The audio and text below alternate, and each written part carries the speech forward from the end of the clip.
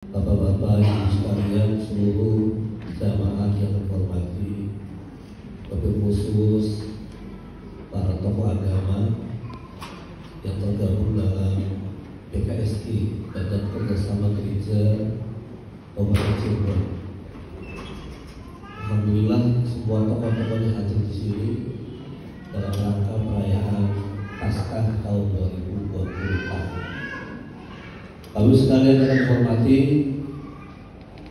pertama-tama mohon maaf karena Pak Kiai Wawan sebagai Ketua FOB dari Butet kebetulan malam ini bertepatan dengan khotbah Quran. Jadi santri-santrinya selesai menamatkan pelajaran Al-Quran yang 30 juz 6.666 ayat 114 surat. Jadi malam ini dirayakan khatamannya, ketamatannya mereka mempelajari kitab suci Al-Quran. Salam dari beliau untuk bapak-bapak seluruh jamaah yang ada di gereja Kisah Masih katanya.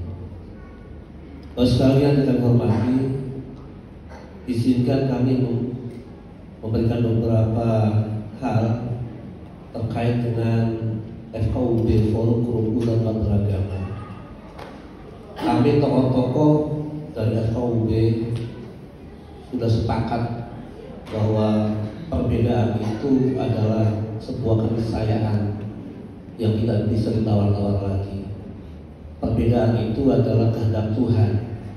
Perbedaan itu adalah sunatullah kalau dalam bahasa Islam. Dalam Al-Quran, mohon maaf saya bacakan ayat Al-Quran. A'udzubillahi minasyaitonirrajim. Bismillahirrahmanirrahim. Ya ayyuhan nasu inna khalaqnakum min dzakarin wa untha wa ja'alnakum syu'uban wa qabaila lita'arafu. Kata Allah dalam kitab suci Al-Quran, wahai sekalian manusia, sesungguhnya kami ciptakan kalian berbangsa-bangsa dan bersuku-suku. Kami jadikan mereka laki-laki dan perempuan. Tujuannya adalah agar saling mengenal satu dengan yang lain.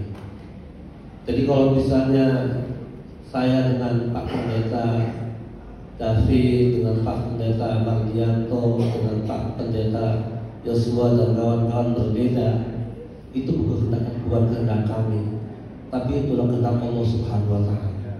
Jadi berbeda itu adalah merupakan kehendak Allah. Jangankan orang tuanya berbeda, kemudian asal usul berbeda. Kadang-kala yang satu orang tua saja, yang kembar saja itu tidak sama, berbeda. Jadi perbedaan itu adalah sunatullah. Saya sering menggambarkan dalam berbagai pertemuan itu, mengibarat sebuah bangunan yang baru saja diresmikan pada hari Minggu yang lalu ya. Gedung ini yang memakan biaya cukup besar, kemudian waktu pembangunannya kurang lebih setahun ya. Itu pembangunannya luar biasa. Pertanyaannya adalah kenapa bangunan ini kokoh? Bahkan gereja yang lama itu usianya sudah 60 ya, 60 tahun. Pertanyaannya kenapa gereja itu masih kokoh sampai dengan saat ini? Jawabannya adalah karena bahan bangunan berbeda-beda. Bisa dibayangkan kalau misalnya bahan bangunannya besi semua, tidak akan selama ini. Atau bahan bangunannya isinya pasir semua, tidak akan selama ini. Oleh karena itu, karena bahan bangunan yang berbeda-beda itulah maka menjadi kokoh.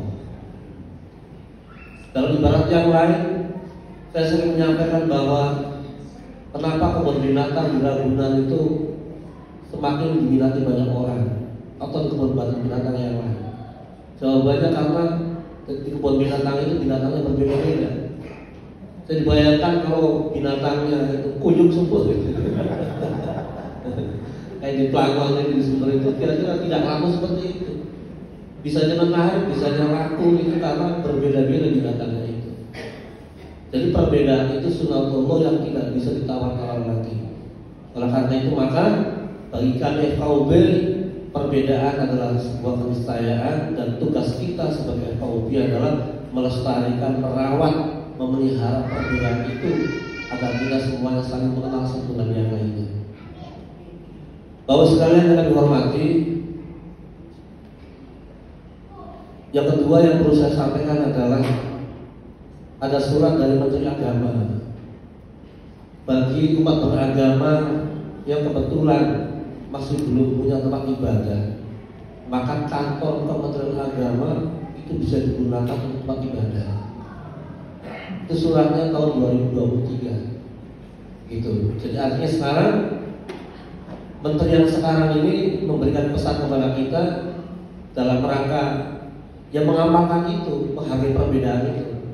Ada sebuah kebijakan dari Kementerian Agama bagi umat beragama yang tidak mempunyai tempat ibadah, maka ibadahnya untuk sementara bisa menggunakan kantor Kementerian Agama.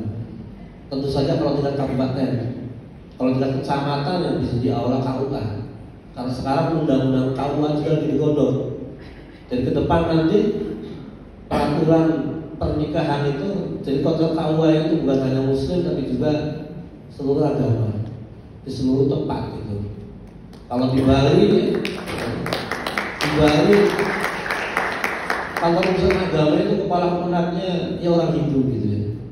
Bisa jadi yang mayoritas itulah kepala Kementerian Agama dan kepala KUA-nya. Nah ke depan nanti lagi digodok sekarang peraturannya bahwa KUA itu nanti adalah rumah bersama umat beragama semua agama. Begitu. Jadi artinya kita bisa memanfaatkan dengan sebaik-baiknya. Dan sekalian yang kami hormati, yang terakhir barangkali yang perlu saya sampaikan, saya mengucapkan selamat ya perayaan Paskah ini. Semoga kita semua senantiasa berada dalam kedamaian, penuh cinta, penuh kasih, sehingga kehidupan di atas dunia ini saling menghargai satu dengan yang lainnya, sehingga kehidupan semakin indah untuk kita rasakan bersama. Saya kira itu saja. Mudah-mudahan kehadiran BKSG ya, Badan Kerjasama Gereja itu bisa mewarnai dan membantu untuk turut serta dalam memelihara kerukunan. Jadi kalau ada apa-apa terkait dengan agama masing-masing, tinggal sampaikan saja ke BKSG. Nah nanti BKSG itu nanti akan melaporkan kepada FKUB, kemudian nanti dibahas bersama berbagai macam persoalan.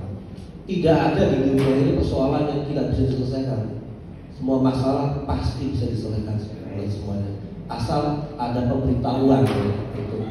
Jangan seperti kejadian yang tadi itu ya, di berita sekarang ramai, di sore ini atau hari ini ramai berita. Ada sekelompok mahasiswa yang melakukan doa bersama di daerah Tangerang itu, kemudian dikutuk oleh warga. Dikutuk oleh warga, bahkan Pak RT sendiri ikut-ikutan berpartisipasi menggeruduk sekelompok mahasiswa yang melakukan acara doa bersama itu. Jadi kenapa terjadi demikian? Bisa jadi kurang komunikasi. Nah inilah kehadiran BKSG itu adalah agar kita semua bisa mengkomunikasikan hal-hal yang berkaitan dengan agamanya masing-masing. Saya kira itu saja karena masih banyak acara. Mohon maaf atas kekurangan. Assalamualaikum warahmatullahi wabarakatuh. Waalaikumsalam.